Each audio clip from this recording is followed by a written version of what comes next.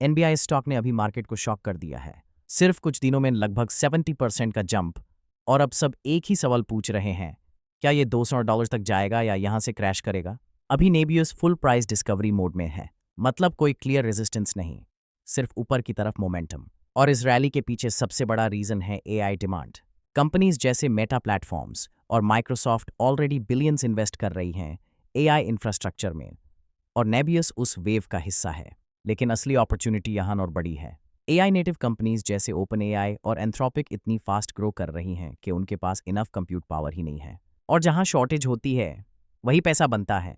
नेबियस इसी गैप को फिल कर सकता है, लेकिन यहाँ एक बड़ा रिस्क भी है। इतनी ग्रोथ के लिए मैसिव पैसा चाहिए। Data centres, GPUs, AI infrastructure सब बिल्ड करना पड़ता है, और इसके लिए कंपनीज यूजुअली शेयर्स इश्यू करती हैं या डेट लेती हैं। इसका मतलब डाइल्यूशन, जो स्टॉक प्राइस पर प्रेशर डाल सकता है। और सच ये है, 17 दिन में 68% का मूव नॉर्मल नहीं होता। ऐसे मूव्स के बाद पुल बैक आना भी नॉर्मल है। ऊपर से कंपटीशन भी बढ़ रहा है।